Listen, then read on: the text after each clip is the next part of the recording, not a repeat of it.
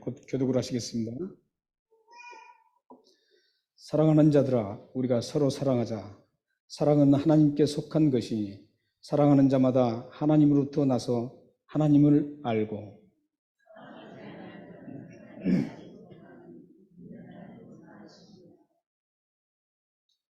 하나님의 사랑이 우리에게 이렇게 나타난 바 되었으니 하나님이 자기의 독생자를 세상에 보내심은 그로 말미암아 우리를 살리려 하심이라.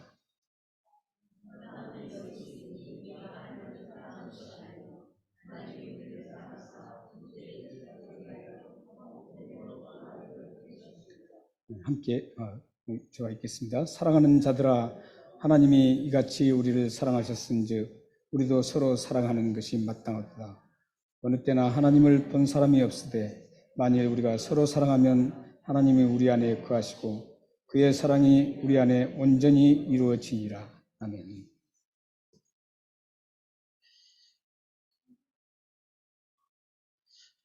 사람 살다 보면 기쁜 일도 있고 슬픈 일들을 반드시 만나게 돼 있습니다. 우리가 살면서 항상 기쁜 일만 있고 좋은 일만 있다면 얼마나 좋겠습니까? 그러나 타락된 이 세상은 결코 그럴 수 없습니다. 반드시 슬픔과 고통과 아픔이 찾아오게 되어 있습니다. 이제 이 기쁨 같은 경우는 제가 좀 생각을 하지 않겠고요. 오늘 슬픔에 대해서 잠깐 생각해 보면 학자들의 말에 의하면 슬픔에는 16가지 카테고리가 있답니다. 이것은 뭐 정확한 건 아니죠. 슬픔이란 카테고리가 16가지가 있어요. 거기 모두 제가 소개해 드릴 수는 없고 간단하게 소개해 드리면 과장된 슬픔, 또 반복되는 슬픔, 또 어떤 복잡한 함께 어우러져 그 슬픔, 또 예언된 슬픔도 있다 그래요. 이걸 이제 하나하나 다 이제 어떤 게 그런 건가는 제가 설명을 하지 않겠습니다. 이렇게 16가지의 그 카테고리의 슬픔을 분석해보면 슬픔이 너무 많습니다. 16가지에서도 한 가지, 예를 들어서 복합된 슬픔, 거기는 굉장히 많은 또 슬픔들이 막 가득하게 있습니다. 그러니까 슬픔을 정리하면 헤아릴 수가 없습니다. 그래서 제가 몇 가지로 슬픔을 몇 가지만 말씀을 드리면 어떤 분이 희망을 가지고 뭔가 추진을 합니다. 뭐 사업을 추진하든지 자기 희망을 가지고 공부를 한다든지 이런 희망찬 생각을 가지고 이제 그이들을 추진합니다. 그런데 그렇게 희망을 가지고 한다고 해서 그게 100% 이루어지진 않죠. 하다 보면 실패를 경험하게 됩니다. 실패를 경험하게 되는데 그걸 상실된 슬픔이라고 합니다. 잃어버린 슬픔이라는 거죠. 자기는 뭔가 쟁취할 수 있다라고 열심히 했는데 그걸 잃어버립니다. 이걸 상실의 슬픔이라고 합니다. 뿐만 아니라 정들었던 친구와 이별의 슬픔도 있습니다. 사랑했던 부모와 형제와 또 멀리 떠날 때 이별의 슬픔이 얼마나 큽니까? 여러분들 아마 그 경험을 좀 했을 겁니다. 지금은 좀 그런 경험들이 조금 덜한 것 같아요. 제가 이제 93년도에 호주를 왔는데 그 전에 오신 분들은 더 했죠. 제가 올 때만 해도 한국에 전화하려면 동전을 이렇게 모아가지고 동전을 넣고 하다가 또 끊어지면 또 놓고 했습니다. 그러나 한국에 한번 떠나면 이 목소리 듣는 것까지도 힘들었습니다. 그 전에 분들은 더 했겠죠. 제가 올 때는 그래도 비행기가 직항이 있었습니다. 그래서 직항을 타고 왔는데 그 바로 몇 년 전에는 직항이 없었대요. 없어서 싱가포르나 또 일본이나 홍콩을 들려서 이 호주로 왔답니다. 그런 분들이 우리 많이 계십니다. 얼마나 불편했겠습니까? 그렇기 때문에 한 번 떠나면 간다는 게 쉽지 않습니다. 그래서 슬픔이 더 컸습니다. 그래서 그때 당시에 공항에는 송별하는 분들이 눈물을 펄펑 쏟고 또한 떠나는 분도 눈물을 펑펑 쏟으면서 부둥켜 안고 슬퍼했습니다. 그게 이별의 슬픔입니다. 이별의 슬픔 중에 가장 큰 슬픔이 뭘까요? 이별의 슬픔 중에 가장 큰 슬픔은 부모, 형제나 또한 남편이나 부인이 이 세상을 떠났을 때 영원히 볼 수 없는 그 이별입니다. 그래서 죽음의 그 이별, 그 죽음의 이별의 슬픔은 가장 큰 슬픔이라고 합니다. 인생에서 가장 큰 슬픔이 이 죽음의 이별입니다. 근데 이 죽음의 이별은 아주 맥시멈, 그러니까 짧게 6개월이랍니다. 슬픔이. 6개월 지속되고 6개월을 지나서 그 슬픔을 잃은 분들은 대단합니다. 그런데 길게는 3년. 그래서 옛날 우리 그 조상들이 3년 동안 돌아가신 분을 위해서 고구려 했었죠. 그러니까 6개월에서 3년 동안 그 지속된답니다. 이렇게 슬픔이 지속되면 얼마나 괴롭겠습니까? 잠자다가도 생각나고, 그러면 또 울게 되고. 얼마 전에 우리 권사님 중에 한 분, 여러분들 잘 아시지만, 우리 권사님 중에 한 분이 남편을 잃고 얼마나 슬픔이 생겼었습니까? 그 모습을 보고 저도 많이 울었습니다. 그런데 우리 권사님도 제가 생각할 때는 우리 권사님이 금방 극복할 거로 생각했어요. 그런데 그렇지 않더라고요.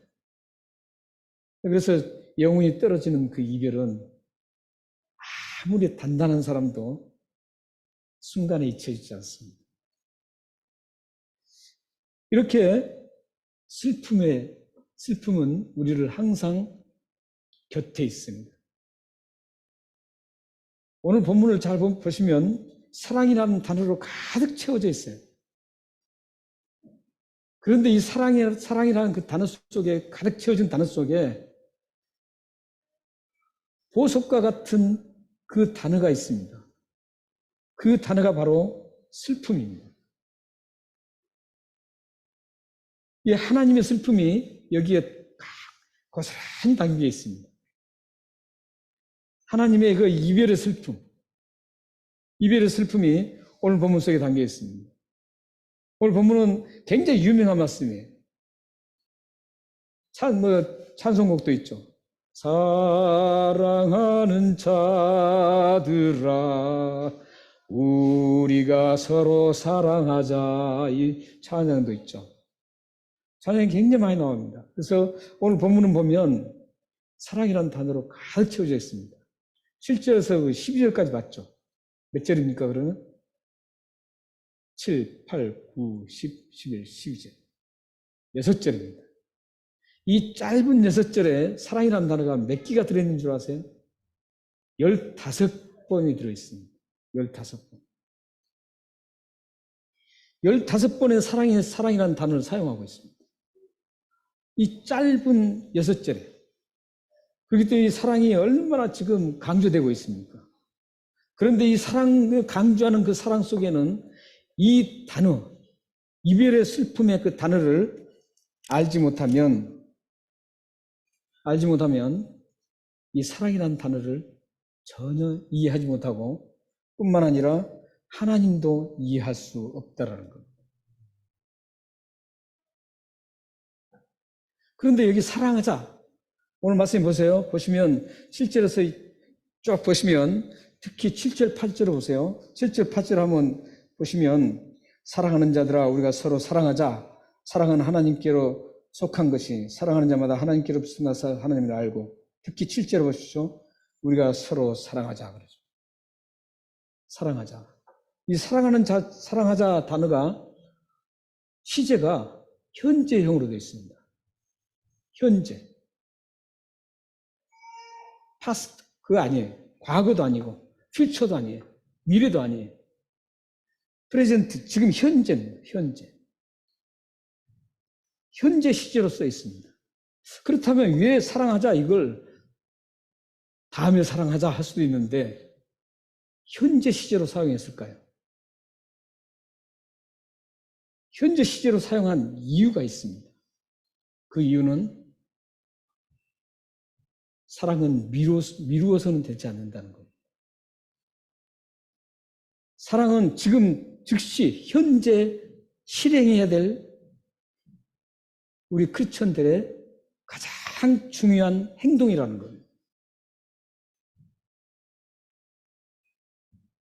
그래서 이 사랑은 어떤 예약을 하는 게 아닙니다. 지금은 내가 사랑하지 못하지만 다음에 봐서 내가 사랑하겠다. 이게 아니라는 거예요. 모든 사람, 특히 예수 그리스도를 믿는 사람은 반드시 지금 사랑해야 된다는 그런 뜻입니다. 지금 사랑하셔야 돼요. 다음에 내가 사랑했다는 건 이 성경적으로 맞지 않습니다. 지금 사랑하고 사랑하지 못했던 사람을 지금 사랑해야 되는 겁니다. 만약 여러분 중에 사랑하지 못한 사람이 있다면 지금 사랑해야 합니다. 사랑하는 건 다음으로 미루는 것이 아닙니다. 다음으로 미루는 문제가 아니에요. 또 예약하는 것도 아닙니다. 다음에 사랑하겠다고 부킹하는 그런 부킹 제도가 아니라는 거예요. 사랑은 지금 실행해야 될 급박한 행동입니다. 그런데 사랑을 하되 어떻게 하라 그럽니까? 서로 사랑하라는 이치하다. 서로 사랑하라는 겁니다. 어떤 일방적으로 한 사람만이 사랑하는 게 아니라 사랑이 서로 공유돼야 된다는 겁니다. 나의 사랑이 저쪽으로 흘러가고 저 사람의 사랑이 나에게 흘러오고 이분의 사랑이 이쪽으로 가고 이분의 사랑이 이쪽으로 흘러가고 이렇게 해서 사랑이 계속 흘러가야 된다는 겁니다. 이렇게 서로 사랑을 해야 될까요? 이렇게 사랑을 해야 할 때 일어나는 시에너지가 대단한 겁니다. 사랑의 그 폭발력이 일어날 수 있어요. 사랑이 확대됩니다. 그리고 그 사랑을 하는 모습 속에 하나님의 그 살아계심이 드러난다는 거예요. 그렇기 때문에 이 사랑을 미뤄서는 안 된다는 거예요. 사랑하지 않으면 반대급부로 말씀드리면 사랑하지 않으면 어떤 일이에요? 하나님이 드러나지 않는다는 거죠. 아무리 내가 헌금을 많이 하고 아무리 주일날 교회 와서 봉사를 많이 하고 좋은 일을 아무리 많이 해도 사랑하지 않는 모습을 보면 그곳에는 하나님이 계시지 않습니다. 하나님을 볼 수 없습니다. 왜냐하면 하나님은 자체가 사랑이시기 때문에 그렇습니다. 하나님은 사랑이라는 그 거울입니다. 그러니까 하나님을 알려면 하나님의 사랑을 알아야 됩니다. 하나님의 사랑을 모르면 하나님을 알 수 없습니다. 우리는 서로 사랑해야 합니다. 왜냐하면 하나님은 사랑이 속해 있기 때문입니다. 사랑은 하나님께 속해 있어요. 거짓된 사랑이 아니라 참된 사랑은 하나님께 속해 있습니다. 하나님께 속했다는 그 말씀은 어떤 의미냐면 하나님께서 사랑이시기 때문에 하나님께 속한 사람만이 사랑을 할 수 있다 이런 말씀입니다. 그러니까 하나님께 속한 사람이 아닌 사람은 아무리 사랑을 해도 그 사랑은 하나님이 인정한 사랑이 아니라는 겁니다. 이를테면 세상 교회 밖에 예수를 안 믿는 분들도 사랑의 사람들이 많습니다. 오히려 교회 다니는 분들보다도 더 사랑이 많은 분들이 많아요. 보기에. 그러나 하나님에 속하지 않고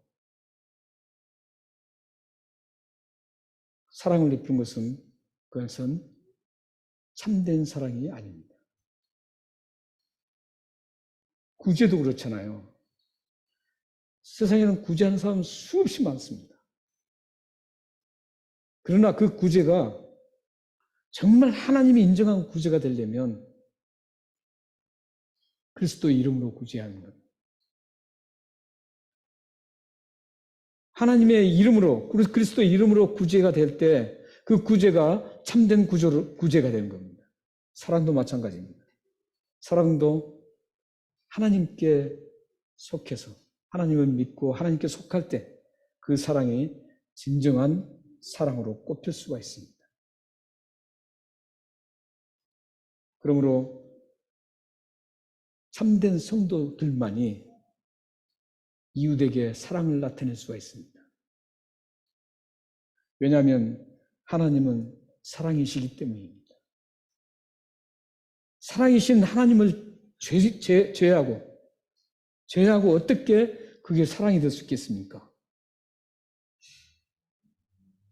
하나님은 사랑이시라고 그랬는데 그 하나님, 사랑이신 하나님을 제외하고 사랑을 해봐야 그 어떻게 사랑이 될 수 있겠냐고요. 그렇기 때문에 사랑은 참된 성도들만이, 하나님의 은혜를 입고 그 사랑을 아는 사람만이 참된 사랑을 할 수가 있다는 겁니다. 그렇기 때문에 여러분들은 지금 하나님을 아시고 하나님의 사랑이 어떻다는 걸 아시지 않습니까? 그렇기 때문에 여러분들은 얼마든지 참된 하나님의 사랑을 구현해낼 수가 있습니다. 참된 하나님의 사랑을 이 세상에 펼쳐나갈 수가 있습니다. 이런 대단한 축복을 누리는 여러분들이 이 사랑을 하지 않으면 안 되잖아요. 사랑을 해야 되겠죠.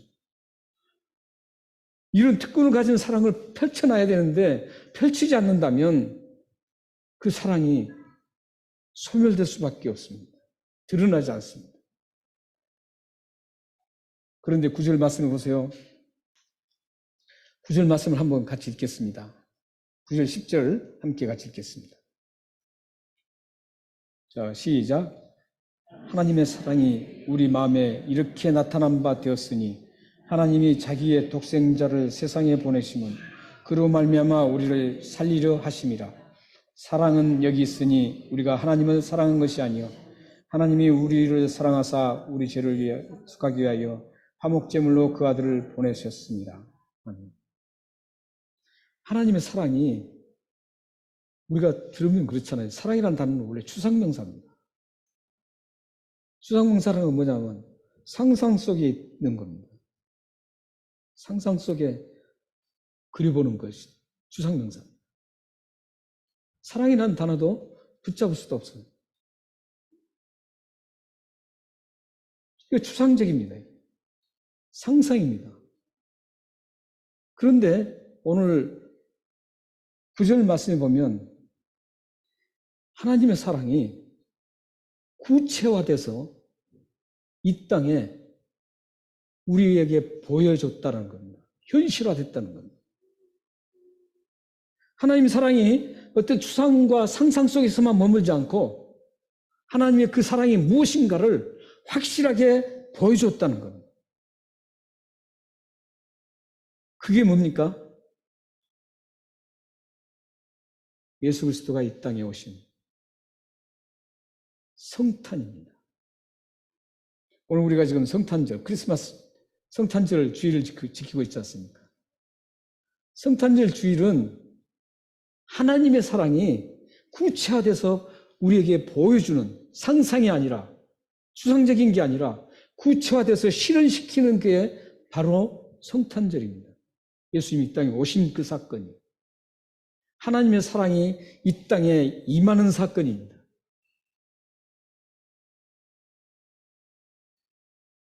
그래서 이 하나님의 성탄절은 기쁘고 즐겁고 막 이런 것만 있는 게 아닙니다. 하나님 사랑이 구체화됐는데, 구체화되는데, 이 성탄절에는 굉장히 큰 기쁨의 날이지만, 이 성탄절에는 가장 슬픔의 날이기도 합니다. 예수님이 이 땅에 오시는 것은 굉장히 큰, 비교할 수 없는 기쁨의 날이고 평강이 펼쳐지는 날이지만, 또한 가장 큰 슬픔의 날입니다. 가장 큰 슬픔의 날이 누가 겪은 겁니까? 하나님이십니다.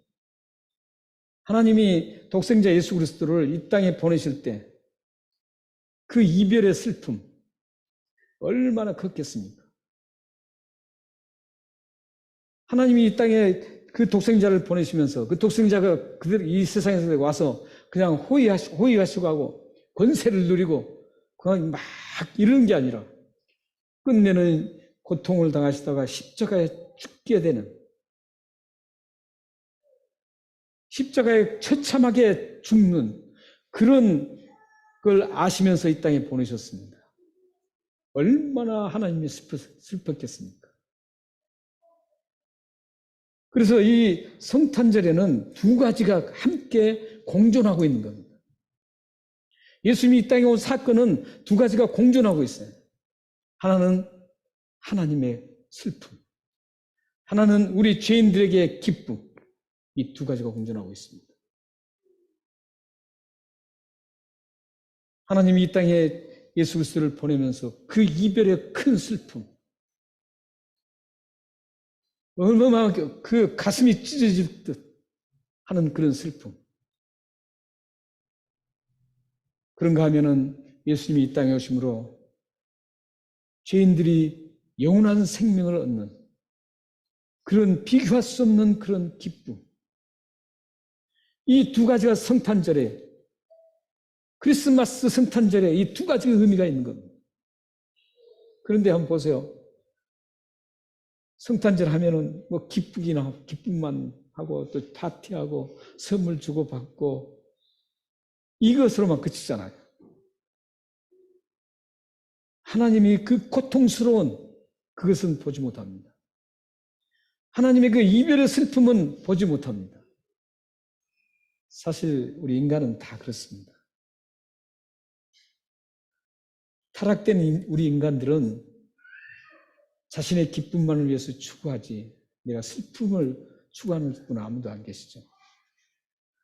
그리고 남은 슬프든 말든 나의 기쁨만을 챙기는 그런 게 우리 속성입니다. 우리 본성입니다. 타락된 본성입니다. 이건 나무랄 수 없는 겁니다. 그래서 우리의 삶을 봐도 다른 사람이 슬프든 어떻든 나만 기쁘면 된다.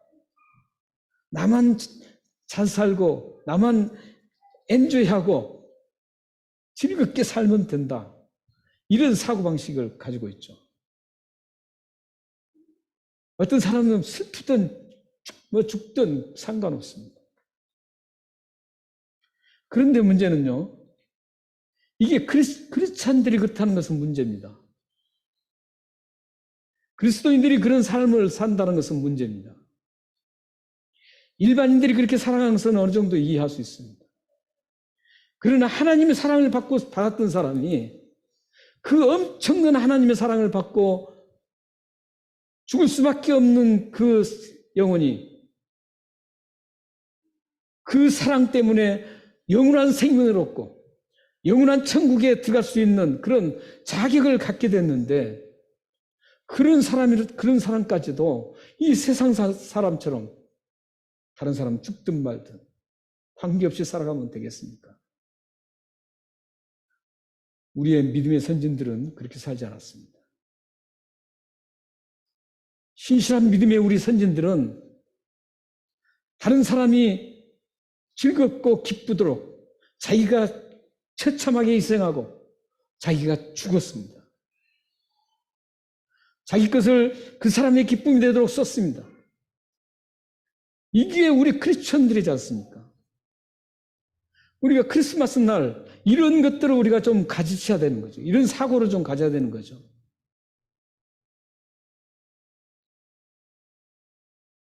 성탄절은 이렇게 두 가지 슬픔과 기쁨이 공존되어 있습니다.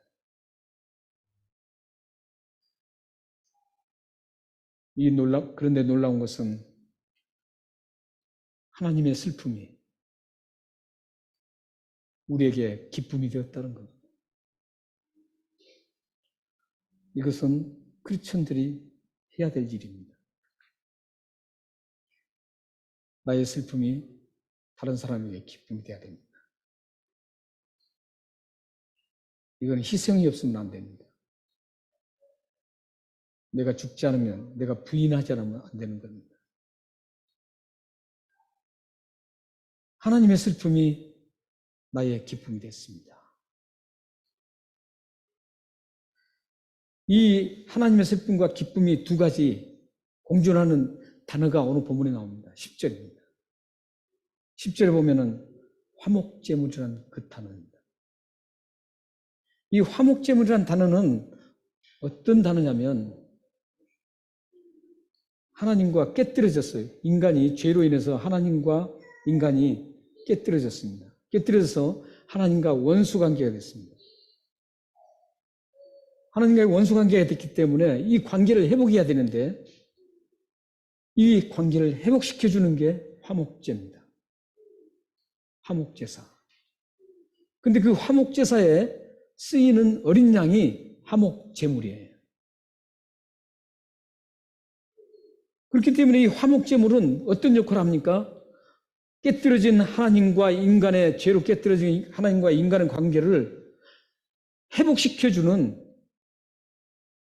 그런 역할을 하는 게 이 화목제물입니다. 그래서 이 화목제물에는 두 가지 이 기쁨과 슬픔이 다 같이 담겨 있어요. 화목제물이 되려면 어떻게 합니까? 처참하게 죽어야 합니다. 피 흘려 죽어야 돼요. 피 흘려 죽으면 그게 얼마나 슬픈 일입니까? 그런데 그 피 흘려 죽음으로 인해서 하나님과 관계가 회복되어서 영원한 생명을 얻게 됐다는 것. 그러니 우리 죄인들에게는 기쁨입니다.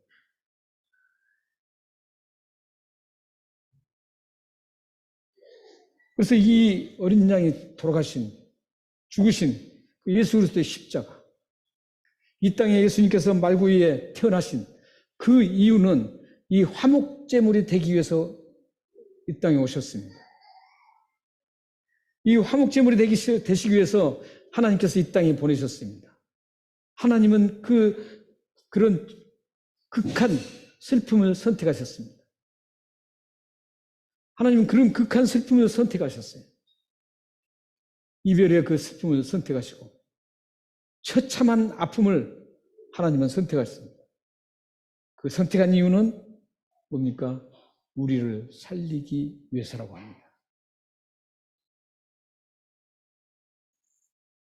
아들을 보내신 이유가 뭡니까? 9절 말씀에 보면 우리를 살리려 하심이라. 우리를 살리기 위해서, 한마디로 말씀드리면 우리를 구원시켜주기 위해서, 영원한 생명을 주시기 위해서 화목제물로 예수 그리스도를 이 땅에 보내셨습니다. 바로 그것을 우리가 기념하는 날이 바로 성탄절입니다.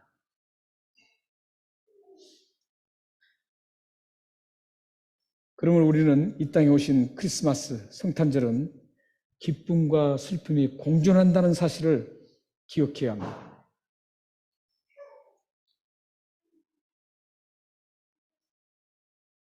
그래서 우리는 이 성탄절에 나의 슬픔이 다른 모든 이들에게 기쁨이 되도록 노력해야 합니다. 하나님께서 크리스마스 성탄절을 우리에게 주신 목적이 11절에 또 나옵니다. 11절 한번 같이 읽겠습니다. 자, 시작. 사랑하는 자들아, 하나님이 우리 같이 우리를 사랑하셨은지 우리도 서로 사랑하는 것이 마땅하다. 하나님이 이 땅에 예수님을 보내신 이유, 그것은 우리를 서로 사랑하게 하기 위해서였습니다. 사랑하기 위해서. 근데 사랑을 어떻게 하라 그럽니까? 마땅히 해야 된다는 거죠. 이 마땅이라는 단어는 법정적인 용어입니다. 법정적인 용어인데 어떤 용어냐면 어떤 사람에게 커다란 빚을 졌어요. 채무자입니다. 채무자가 법적으로는 반드시 그 빚을 갚아야 됩니다. 채무를 없애야 되는 것이죠. 그렇지 않으면 그 사람은 올바른 사람이 아니잖아요. 빚을 지고 도망가 버린다든지. 여러분들 그런 분들 많이 들었잖아요. 큰 빚을 지고 그냥 몰래 그냥 도망가고 말이죠. 갚지도 않고. 이런 분들이 들어있죠. 이건 크리스천들이 해서는 절대 안 되는 일입니다. 그래서 여기서 보면 지금 마땅히 해야 된다는 거죠. 법적으로 자기가 빚을 졌으면 반드시 갚아야 된다는 겁니다. 이것은 뭡니까? 왜 사랑이다 이 마땅이라는 법정적인 용어를 썼을까요? 사랑은 선택이 아니라는 겁니다. 선택이 아니고 반드시 실행해야 될 실천 행위라는 겁니다. 사랑은 실천해야 될, 내가 실천해도 되고 안 되고 하는 것이 아니라는 겁니다. 근데 누가 그렇다는 거죠? 하나님의 사랑을 받은 사람. 밖에 있는 하나님의 사랑을 받지 않는 사람들에게는 우리가 그걸 요구할 수가 없습니다. 그러나 여러분처럼 하나님의 사랑을 받아서 구원받은 사람, 화목제물이 되신 그분을 통해서 구원받았다면, 그리고 그 외에도 하나님은 지금도 수없는 하나님의 사랑을 여러분들 받고 있습니다. 여러분들 지금 숨 쉬는 것도 하나님의 사랑을 받고 있는 겁니다. 여러분들이 먹고 사는 것도 다 하나님의 사랑을 받는 겁니다. 여러분들이 자녀들을 잘 이렇게 양육해서 가는 것도 다 사랑을 받는 거고, 우리가 하나하나 다 모든 것들은 다 하나님의 사랑을 받고 있는 겁니다.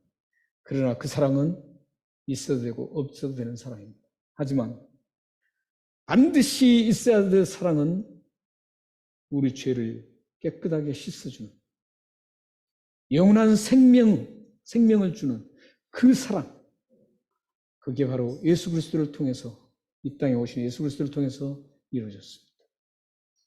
이 사랑은 반드시 여러분들이 가지고 있어야 됩니다. 예수를 믿으면 그 사랑을 여러분들은 받았습니다. 이 엄청난 그 무엇과도 바꿀 수 없는, 그 비교할 수 없는 그 사랑을 여러분들은 가졌습니다. 받았습니다. 그렇다면 그 사랑을 받았으면 어떻게 해야 됩니까? 마땅히 사랑해야 합니다. 반드시 사랑해야 합니다. 여러분은 어떻습니까? 사랑하고 있습니까? 아직도 사랑하지 못한 사람 몇 명이나 있습니까? 이걸 빨리 정리하셔야 됩니다. 사랑하면 그러면 어떤 축복을 누리게 될까요? 12절 말씀을 함께 읽겠습니다. 시작. 어느 때나 하나님을 본 사람이 없으되 만일 우리가 사랑하면 하나님이 우리 안에 거하시고 그의 사랑이 우리 안에 온전히 이루어지니. 그래서 말씀드리면 확신한다는 겁니다. 여러분들이 사랑을 하게 되면 어떤 유익이 있느냐면, 사실 하나님 본 사람 아무도 없습니다. 모세까지도 못 봤어요. 가장 하나님의 가까이에서 하나님의 음성을 들으면서 살았던 모세도 하나님을 본 적이 없습니다. 이 세상에 하나님 본 사람 아무도 없습니다.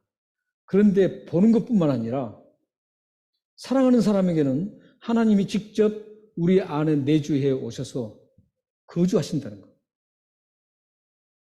거주하시는 거예요. 그리고 그의 사랑이 거주하신 분이 우리로 하여금 온전한 사람으로 만들어주신다는 겁니다. 이 온전한 사람이라는 것은 참된 그리스도인으로 잘 다듬어 주신다는 그런 뜻입니다. 정말 참된 그리스도인이라고 확신이 안 되기 때문에 그리스도답게 못 사는 거거든요. 조그만 것에도 흔들리고 넘어지고 하는 이유가 뭐냐면 온전하지 못하기 때문에 그래요. 그런데 그런 흔들림이 없이 온전한 참된 그리스도인으로 굳건하게 세워주신다는 것입니다. 얼마나 큰 유익입니까? 그러면 어떤 환난과 어떤 핍박과 어떤 어려움이 있어도 전혀 흔들리지 않습니다. 누구에게요? 사랑하는 사람에게. 예수 그리스도의 이 땅에 오신 그 사랑을 받은 사람은 사랑을 하게 되면 여러분들이 이 세상 생애가 끝날 때까지 살아갈 때 하나님 안에서 하나님만 바라보고 갈 수 있는 그 굳건한 신앙으로 살아가게 만들어 주신다는 겁니다. 사실 그런 것 같아요. 쭉 이제 보면 지금까지 제가 한국에서 많은 사역을 하면서 이렇게 보면 사랑하지 않는 사람은 확실히 신앙이 자라지 않아요. 자라지 않습니다. 그리고 조그만 일에도 금방 불평하게 되고 넘어지고 그렇습니다. 근데 어떤 사람도 다 포용하는 분들을 보면요. 굉장히 가난해도 정말 굉장히 힘든데도 불구하고 항상 평안하고 마음에 평강이 넘칩니다. 그리고 어떤 일을 만나도 흔들리지 않습니다. 중심이 주님 앞에 딱 고정되어 있습니다. 완전히 픽스되어 있어요. 픽스되어 있어요. 그래서 움직이질 않아요. 사랑하는 성도 여러분, 여러분들은 어떤 신앙을 갖기를 원합니까? 여러분들은 지금 예수 그리스도의 크신 은혜를 받았습니다. 하나님의 큰 사랑을 이미 여러분들은 받고 계세요. 그래서 여러분들은 구원이라는 대단한 선물을 지금 여러분 소유하고 있습니다. 이렇게 소유한 분들이 마땅히 해야 될 것은 사랑입니다. 여러분들이 사랑하시면 하나님께서 그 사랑할 때마다 굳건하게 여러분들의 신앙을 다져주시고 온전하게 딱 서서 흔들림 없이 끝까지 여러분들의 생애가 마칠 때까지 하나님 앞에 감사하며 하나님 주시는 놀라운 평강과 기쁨과 희락을 누리면서 살아가실 수가 있습니다. 마지막으로 우리가 누가복음 2장 11절에서 14절 읽고 마치겠습니다. 자, 읽겠습니다. 시작. 오늘 다윗의 동네에 너희를 위하여 구주가 나셨으니 곧 그리스도 주시니라. 너희가 가서 강보에 쌓인 구유에 누워 있는 아기를 보리니 이것이 너에게 표적이라 하더니 호련히 수많은 천군이 그 천사들과 함께 하나님을 찬송하여 이르되 지극히 높은 곳에서는 하나님께 영광이요 땅에서는 하나님이 기뻐하시는 사람들 중에 평화로다 하니라. 네, 저 부분을 좀 저는 사실 이걸 주일학교 때 외웠던 주일학교 때 이제 성탄절 되면은 학생들 돌아가면서 다 그 구절을 주고 외우게 만들었는데 제가 주일학교 때 이것을 외웠었습니다. 그리고 이제 주일학교 들어와서 이제 사회에 나와서 예수도 안 믿고 막 그럴 때 예수님을 떠났을 때 그때도 저걸 여전히 외우고 있었습니다. 네. 근데 거기 보면 지극히 높은 곳에서는 하나님께 영광이요 땅에서는 기쁨을 입은 사람들 중에 평화로다 그러잖아요. 저기 보면은 어떻습니까? 하나님께는 영광이 되고 예수님이 오신 장면이죠. 예수님이 오신 것을 말씀합니다. 예수님이 오심은 하나님께는 영광이 되고 땅에서는 하나님이 기뻐하시는 사람들 중에 평화가 임합니다. 이 오늘 본문의 12절과 지금 매치되는 말씀입니다. 그래서 여러분들이 사랑을 실천하시면 여러분들이 받은 그 사랑을 다른 사람에게 흘려보내시면 여러분들은 기쁨과 평화를 누리게 됩니다.